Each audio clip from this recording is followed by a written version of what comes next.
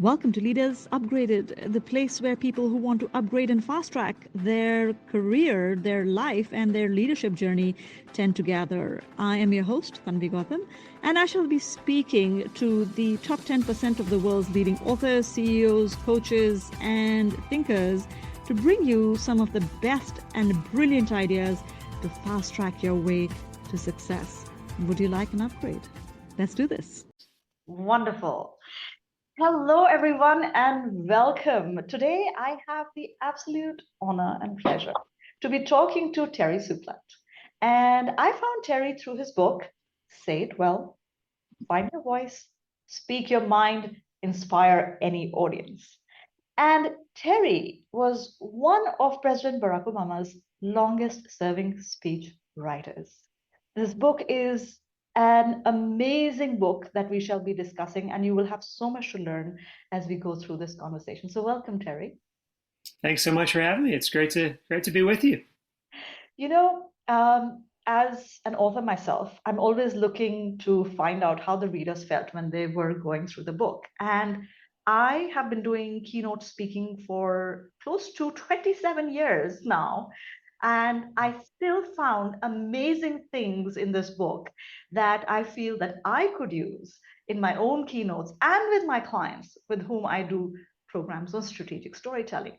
Wonderful. And three things happened as I was reading the book. One, as I wrote to you, I got goosebumps several times because some of the passages you quoted, the actual excerpts from the speeches, they were so impactful and powerful just in a small paragraph.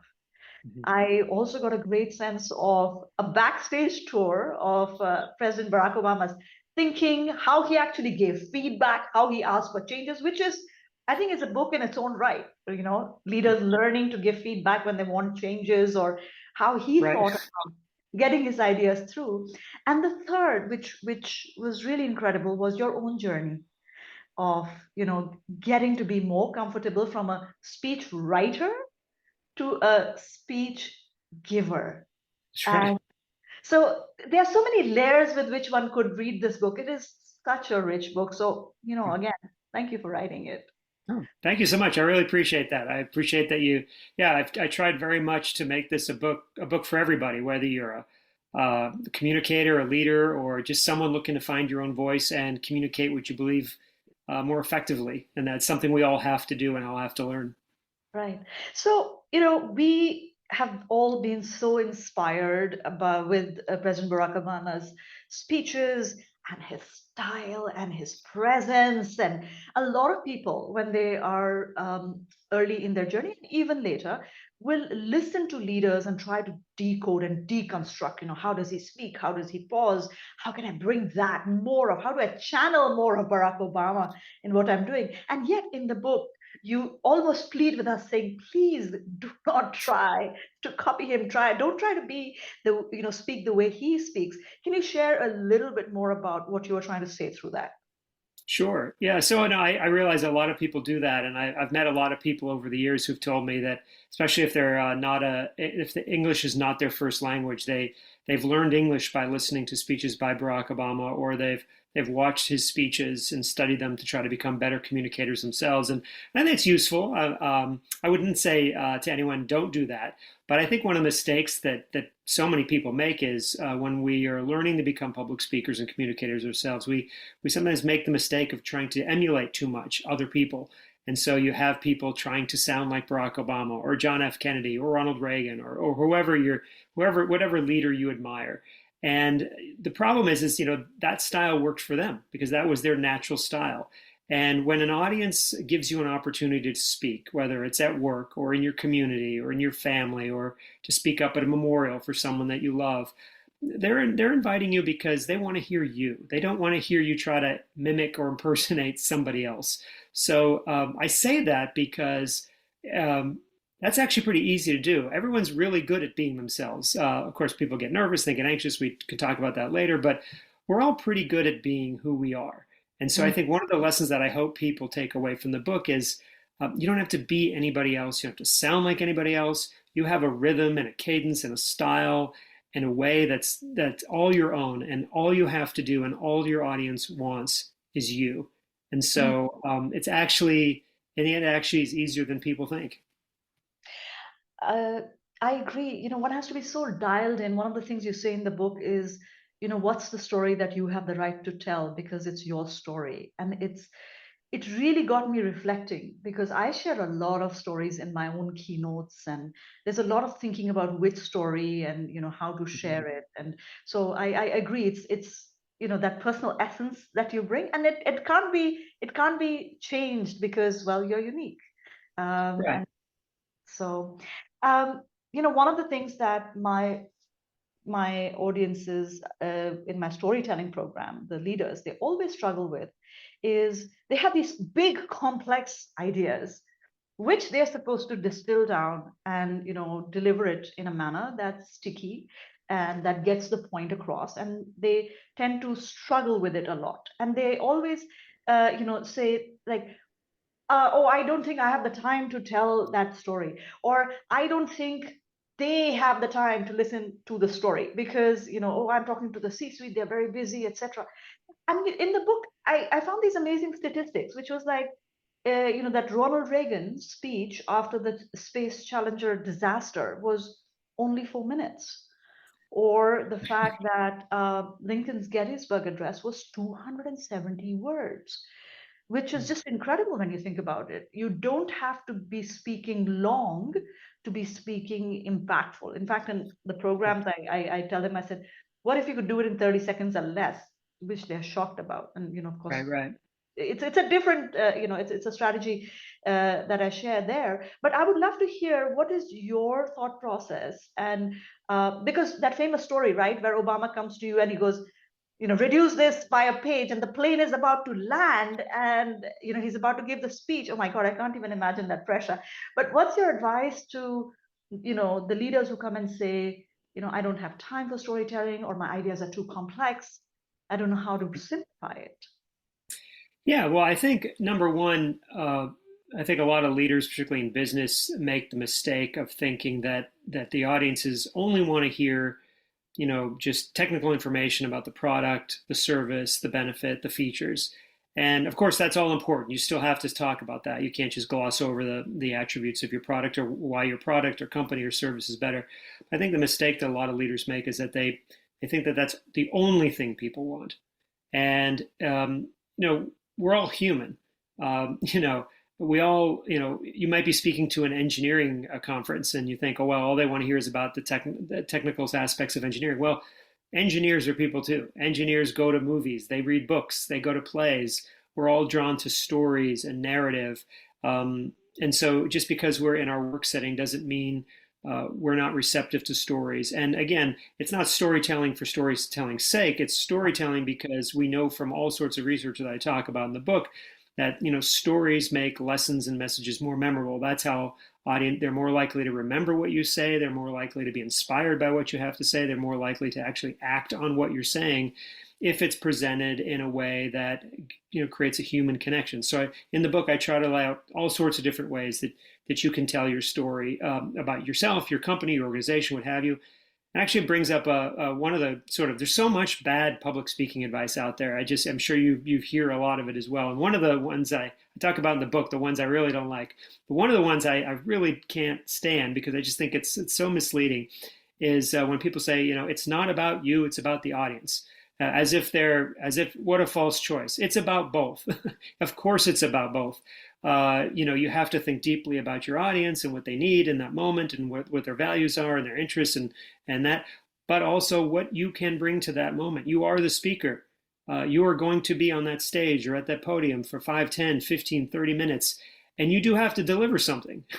And so you have to deliver something unique, especially if you're speaking at a conference or you're part of a panel and you're the fifth person to speak. People don't want to hear the same thing, the same generic presentations that they've heard. They want something that's true and unique to you. And so that's where we can really bring, if you're not comfortable opening up or sharing stories about yourself or your work or why you do the work you do, you're really missing an opportunity to connect with and inspire your audience. I remember I was the closing speaker at a conference. And by the time the crowd got to me, they had heard everything there was to have been said on the topic. And I was literally standing between them and the happy hour. So Right, right. I actually So just a good threw time to out. give a good time to give a 90-minute presentation. That's right. So of course I threw out my speech. I said it's pointless, and I said, you've heard this. I don't want to tell you the same thing over and over again. So why don't I just tell you three stories that actually bring to life why it's so important, the work we are doing at this conference. And they heard the three stories, and they heard with greater energy than they would have heard any presentation. And so I think that the power of stories, people don't realize how powerful it is till they actually try it, right? Mhm. So let's go back to that moment, right? The plane is landing and President Obama comes to you and casually hands you the speech and says, you just reduce this by an entire page. What might be a good strategy that some of us could use to actually be more pithy? I can tell you, I can struggle with that sometimes myself. No, I have so much to say and so that's right. little time. Right. I think again, one of the challenges, mistakes a lot of us make is, we want to say, and we have so much to say, so much on our minds, or so much that our organizations are doing, and we have a tendency to want to say everything everywhere we go to everybody we meet, and we don't tighten it up to its bare essence. So the story that you're alluding to there is a story I tell in the book where we'd worked on. I think we were flying into Santiago, Chile, and President Obama was going to give a big foreign policy address, and we'd been working on it for weeks. And all across the government, across the White House, folks were giving us all sorts of inputs. He must say this, and he must say it just this way, and if he doesn't say it this way, he'll unsettle hemispheric relations, and there'll be a diplomatic crisis, and just over and over again. So we end up with this speech. This speech was good, but then we're on our way. We're on Air Force One, or maybe an hour or two away from landing and having him give the speech. And the president sort of nonchalantly comes back and looks at me and said, "This is a good 6-page speech." And I'm thinking, "All right, excellent. I'm done." He likes it. He said, "But it would be a great 5-page speech." And I thought he was sort of just kidding around, messing around. And he said, "See if you can shave a page off this speech." And I couldn't believe it. I mean, we're like an hour or two away from the speech. We've been working on this thing for weeks. So I'm thinking, well, I'm sure he's offered some advice. Hadn't offered a single edit of what to cut. Just, he felt it was too long. Why don't you try to cut a page off of it? And he just gives me the speech and walks away. So the next hour or so was just absolutely chaotic. We're just, hacking away, just pulling out all this stuff.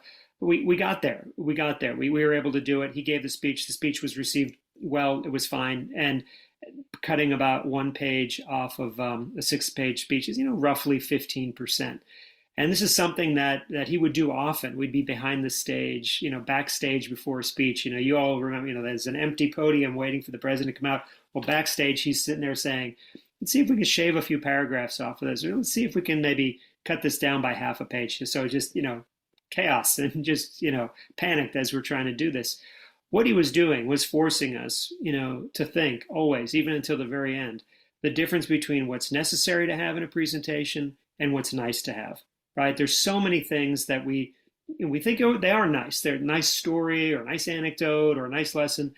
But that doesn't mean it's necessary. And it doesn't mean it's necessary every time you speak. So, cutting 15% is a rule that I share in the book. You've written a speech, you've developed a presentation, maybe you've made a slide deck, you think you're done. Why don't you just put it down, put it aside, come back to it a few hours later or a day or so later with fresh eyes, and just cut 15%. It worked for President Obama. It works for us. I do it now. I help my clients do it. It's hard because, when we're creators, we love every word. We think every idea, every sentence that we come up with is sacred. Or if you can't do it, give it to a colleague or give it to your husband, your wife, your partner. They'll do it. They'll always tell you when you're being using too many words. So yeah, I think, and I do this. I teach speech writing at American University in Washington. We do an exercise where I have them write a 500-word speech about an issue they care about, and they're wonderful speeches. And then they bring into class and I say, "All right, the Gettysburg Address was 272 words. Cut your speech down to 272 words." And my God, all this stuff that they thought they couldn't live without, they're suddenly having to live without. And then we do that and we say, "Hey, sometimes you only have a minute to speak. Why don't you cut it down to, 130 words?" And they, go through this process again. So you can do it. It's hard, but, the bottom line is you don't have to speak a lot to say a lot.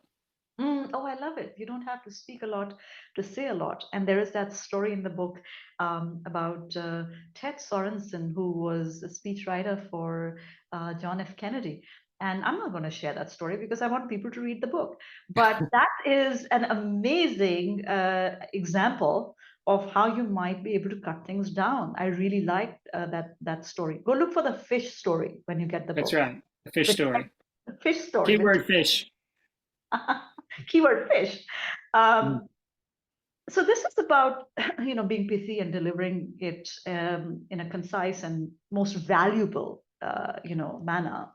But there's a rule which you shared, which was interesting, which was 50, 25, 25, which is all the work that goes on backstage before you actually come and share it with others. What is the 50, 25, 25 rule for spending your time? Sure.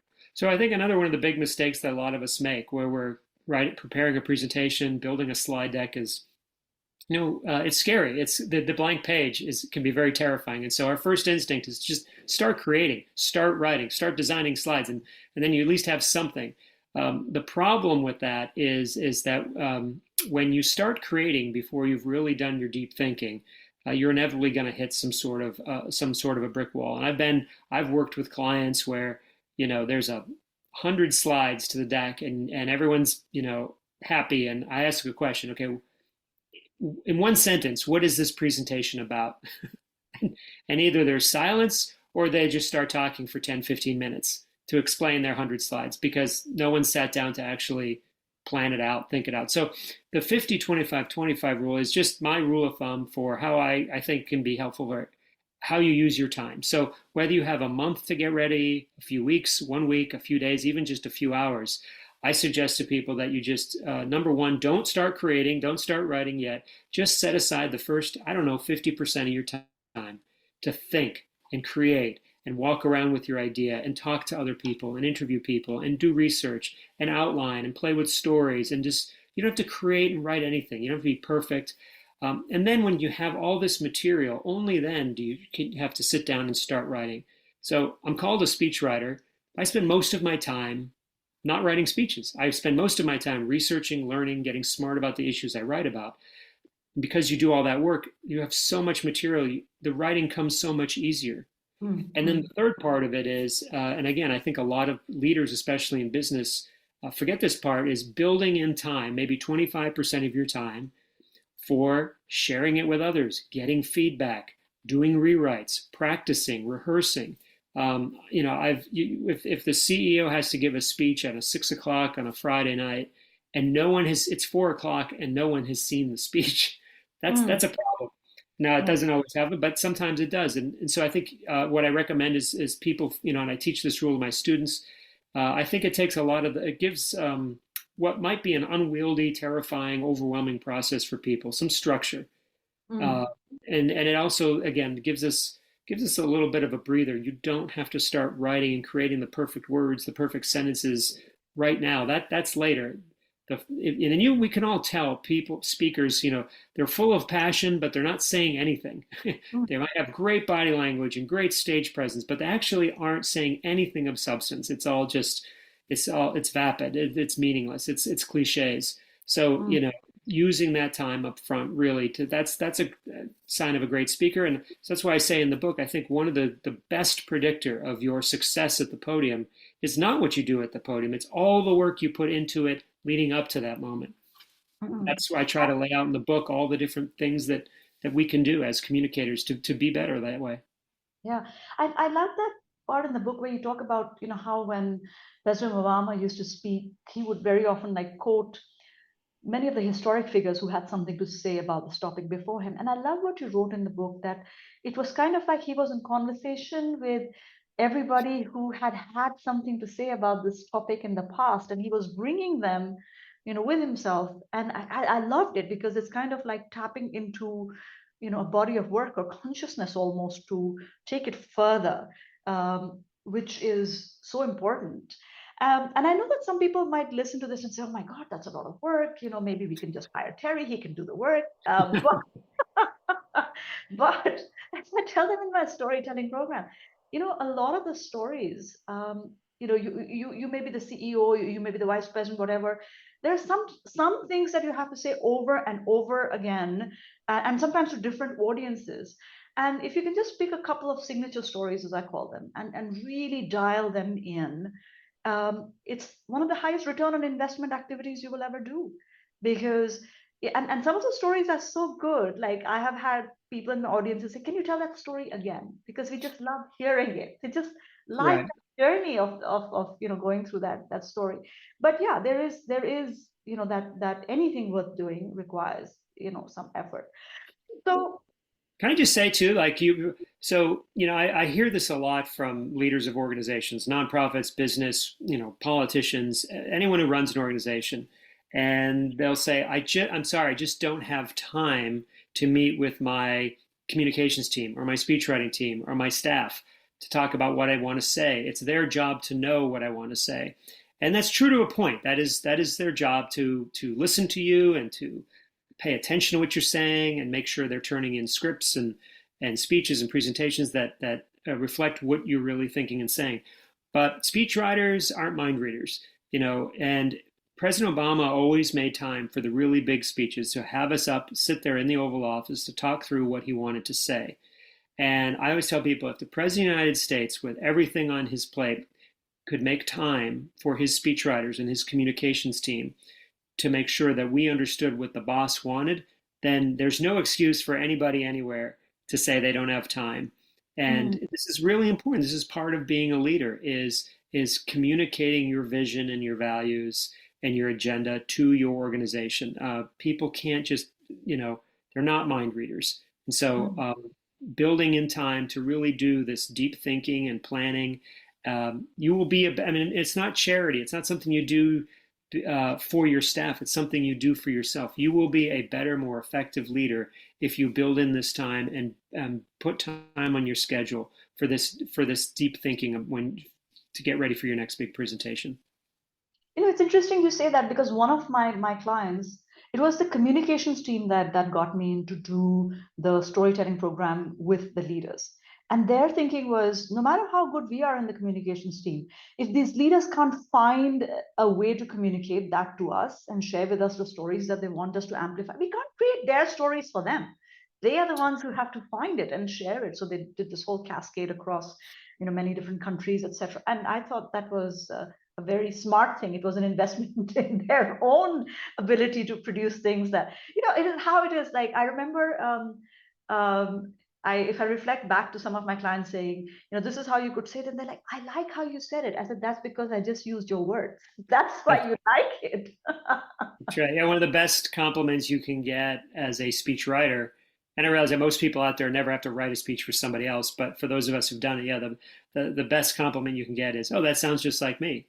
And that's usually because you listened very closely and you gave them a script that really truly was their words. And we talk about the 3 V's: their voice, their vision, their values. If you can grab all of that, we all have our own voice, we all have our own values, we all have our own vision, and it's your job, whether you're the speaker yourself and you want to write for yourself, you need to understand what you stand for. Oh, I love it. I just love it.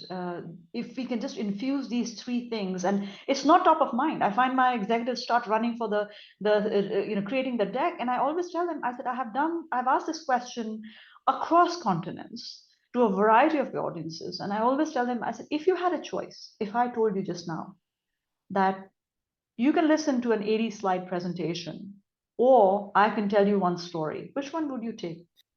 Right. It's always the same answer. So don't start running to your deck, start running to your stories, right? Right. And one of my favorite chapters in the book is called Talk Like a Human, right? And I just want to quote from that, because there's no way I could pull this off if I just tried to say it. But there's that paragraph about financial experts often speak a language all their own. It's a tricky problem, Alan Greenspan reportedly said when he was chair of the President's Council of Economic Advisors. To find the particular calibration in timing that would be appropriate to stem the acceleration of risk premiums created by falling incomes without prematurely aborting the decline in the inflation-generated risk premium. It's inspiring stuff, huh? Yeah, if anyone out there understands what that means, we've been looking for decades now. No, I don't think anyone's raised their hand, but I mean that's an extreme example, right? And that's why I put it in the book. But people talk like that every day, especially in business, especially around economic and finance, and they forget that most of the people in the audience don't know what you know. It's that curse of knowledge, and we think that this jargon. I mean, yeah, you have to speak clearly for the widest possible people, even when you're talking about technical subjects. Yeah, so hats off to you for reading that out loud. I've actually never heard that except the audiobook, right? No one's ever dared to. It's a hard sentence to say. It is, and I don't know if you noticed, but I had to stop myself from, the pausing and the emotions and all of that, which would have made it a little bit more accessible because leaders always don't pause. They don't always give it breathing room, as we say. It's like, give people time, let the words hang there for a bit. But the solution that you offered in the book, the barbecue rule, I really like that rule, because if honestly, if they forget everything we're talking about and they just even remember this one barbecue rule, they would have gotten so much value from the book. So why don't you share with us what was that barbecue rule? Sure. So yeah, so the barbecue rule is just an answer to all of this jargon and bureaucratic speak, and that so many speakers fall victim to, which is, imagine you are at a barbecue or at a party with your family, and you have people of all ages and all backgrounds there. You might have your grandmother, you might have your uncle, you might have your 13 or 14 year old niece or nephew, and if they ask you what you're doing what are you doing at work these days? You would not you would not say things like, well, we're harnessing leverage and we're harnessing and leveraging innovation to create synergies for positive outcome. I mean, the sort of garbage and jargon that we hear in business and government all the time. You would never talk like that to your family. I mean, I hope you wouldn't. I mean, they're just going to walk away if you start talking to people like that. So just talk like you would talk to your family and your friends. I did that as a speechwriter every day because I wasn't a subject matter expert. I was always trying to write these speeches for the president in a way that I hope my family and friends back home would understand, who are not, like me, not experts. So I think that's a great test of whether or not you're being a compelling speaker. Is are you just absolutely immersed in all of this jargon that no one understands and that actually doesn't mean anything, or these buzzwords that we think mean something but that actually don't. Um, or are we just speaking clearly and plainly to people? And by the way, when I say 13 or 14-year-old niece or nephew, I do that deliberately because in the United States, that's about at the eighth grade level. Mm, And for better or worse, that's about what the average reading level is in this country. mm, That's kind of where most people are. mhm, Um, and so if you want to reach people, speak to where they are, right? We say that all the time, meet people where they are. Well, what does that mean? Well, it means speak to them in language they can understand.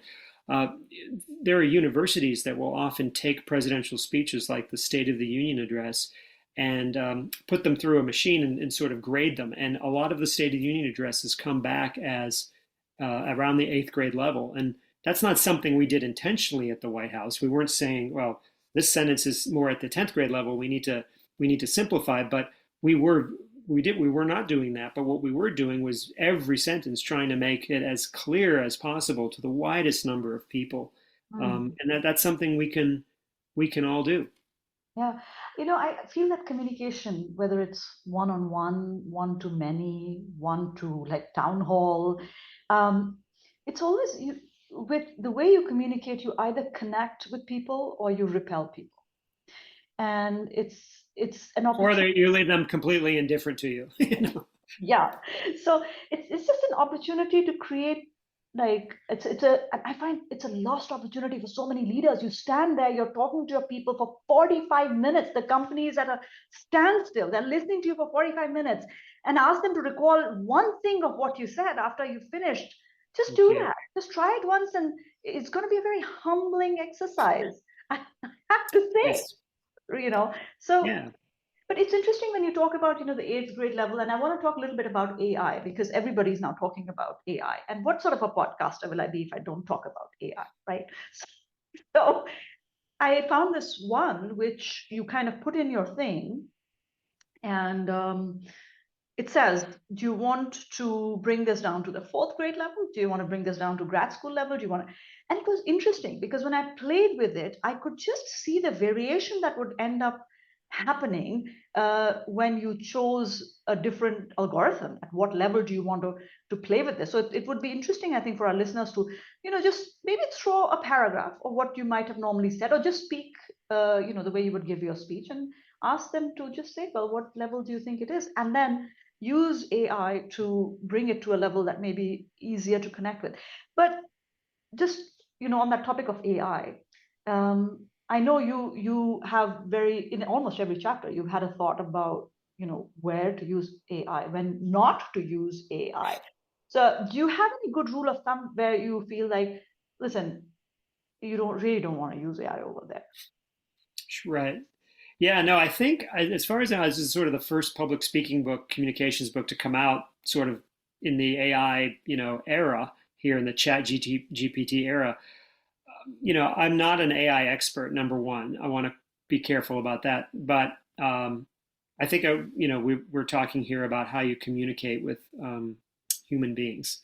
So I basically have two big rules around AI, and I'd be curious what you and your listeners think. But number one is as a research tool, as a partner, absolutely. It's a wonderful tool. Like you just gave one example.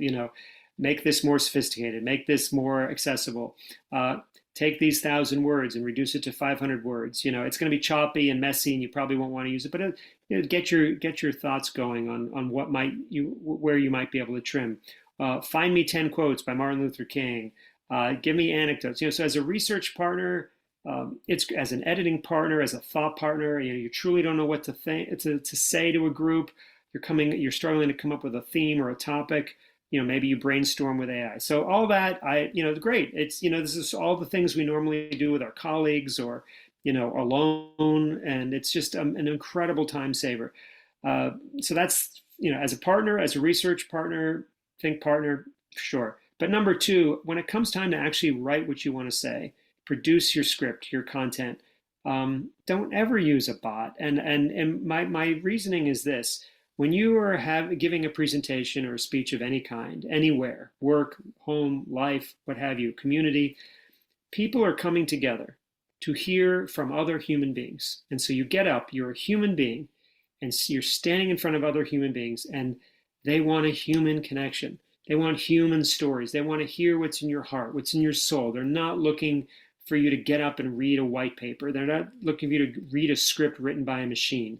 And that people still want that. In fact, I'm hoping that as AI takes over more and more parts of our life, that we will, when we come together as human beings, that the hunger for a human connection is only going to grow.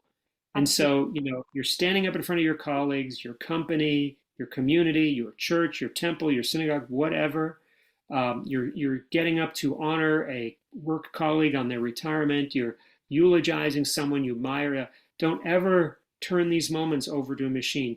Our voices and our stories and what we have to say, what comes from our heart, are the most powerful, unique things we have in this world. And I just hope people never give that over to a machine. So, don't ever give your voice over to a machine.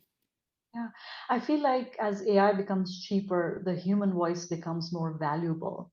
I hope. And I think the moments of connection are the moments of our humanity. I sometimes have people say, "Oh, if I don't know if I can tell a good story. English is not my first language. What if it doesn't land?" I'm like, you would be so much more endearing in that messiness of yours. Yes. And yes. What if I stumble over a word? I said, the moment you stumble over the word, that audience is going to wrap itself around you, and they want to lift you up, and they want you to succeed, and they want to go. And it's okay. It's okay. It's not just okay. It's great. Yeah. So I think we undervalue our humanity. Much as AI is tempting, and in the work that I do on storytelling, I'm actually creating like a GPT right now, which will help some of the leaders who've been through the program reflect as whatever they bring. But I don't give them access till the program's over. You need to actually learn what this is about, because that's when you're able to to even give prompts that actually make sense. But learn the thing first. And I think it's that co-pilot concept, right? It's a co-pilot. Let's use it as that. And the one that I love just on that concept of speaking human was that thing about acronyms and how Wisconsin Tourism Federation should not be using an acronym. Well, let your listeners process that. The Wisconsin Trade Federation turned itself into an acronym, and you can imagine what that sounded like. So yeah. So as we move towards kind of wrapping this up, I wanted to ask you if there is a speech that changed everything. Maybe a speech that you wrote and that made you feel like this is why I do what I do. And because you've written so many, and I know it's hard to choose, because a good speech doesn't sometimes change the audience; it also changes the speaker, right? And in this case, in your case, the writer as well. So if I had to say that, if you had to pick at least, if not the most favorite, one of your most favorite such speeches, which one would that be? That I had worked on as a speechwriter. Yeah, so you used a phrase there. This is why I do this, and I was lucky to be part of a team of about 5 or 6 writers. So we worked on over 3,000 speeches for President Obama during the course of his presidency.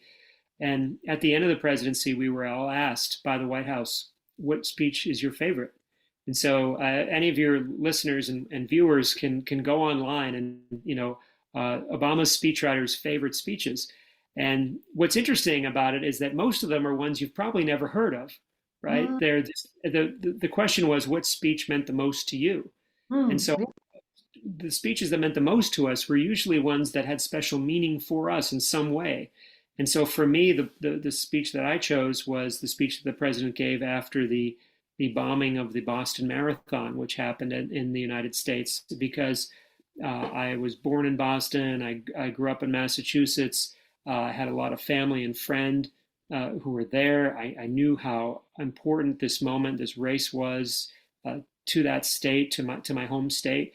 And I asked if I could be the speechwriter that helped the president with it. And as always, he made a lot of edits.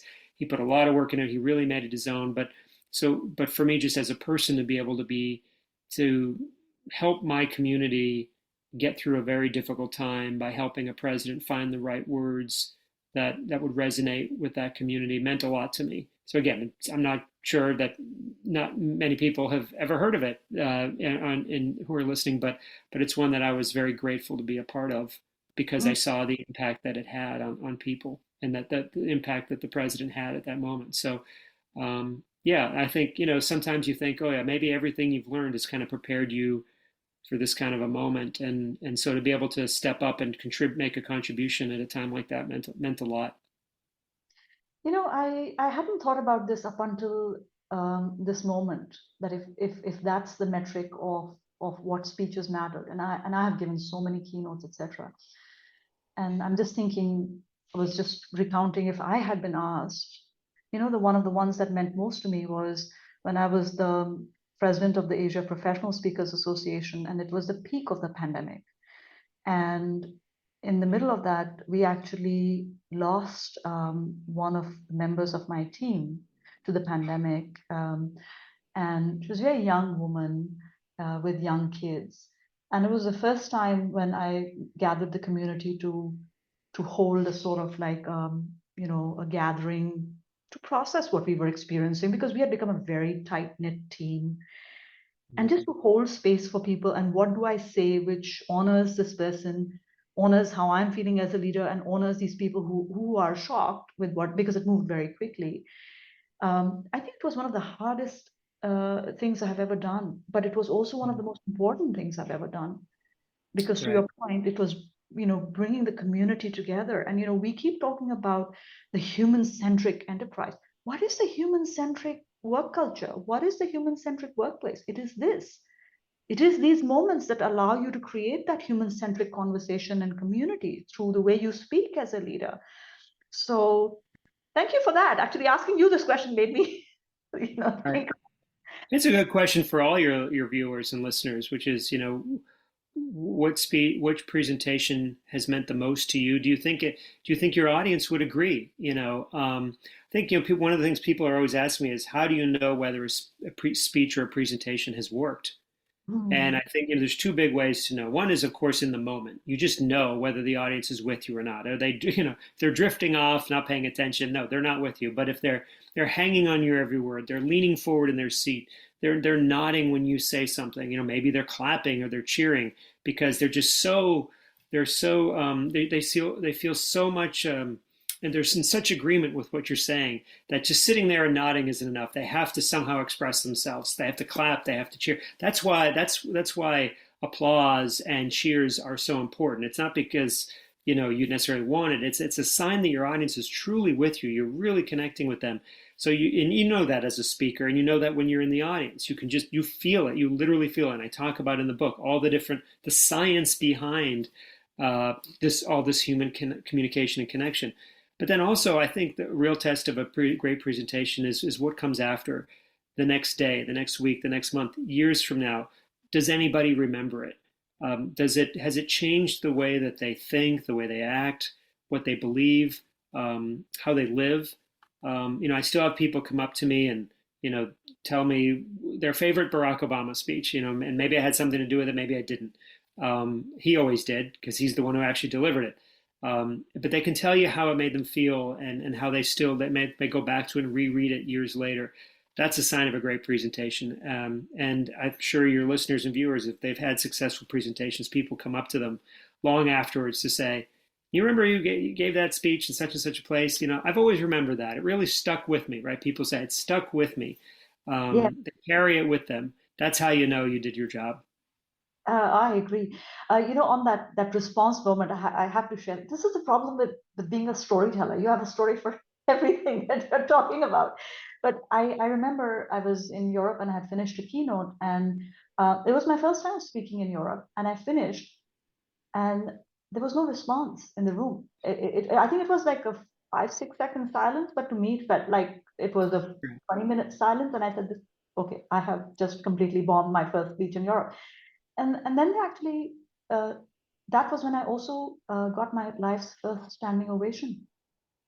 And I realized in that moment that that pause where they didn't react was not because they didn't like me, but just the gravity of what I had been saying had just sunk in, that the response was not an immediate, I want to jump on my feet and start clapping. It was like, okay. And then and so that was really an interesting thing for me. After that, I realized that sometimes the response can be very different from what you thought, but the impact was, Right. So Right. anyway, that's put out. One final question. Storytelling, the leaders often come to me and they dismiss their own story. Oh, my story is not interesting enough. Oh, no one wants to hear my story, etc. Do you have any, have you ever had a situation where you worked with someone who didn't see the power of their own story, but when they shared it is when they realized, oh my God, this has the power. Yeah, and I hear this all the time. I'll sit down with a client or someone and they say, "Well, my life is boring. I'm not interesting. I don't have anything to do with this show." I'm like, "Well, they just haven't really spent much time thinking about." I mean, we all have a unique story. We all one of the things that President Obama said to me once that I include in the book is, we all have a sacred story, and the first chapter of the book is called "Love Your Sacred Story."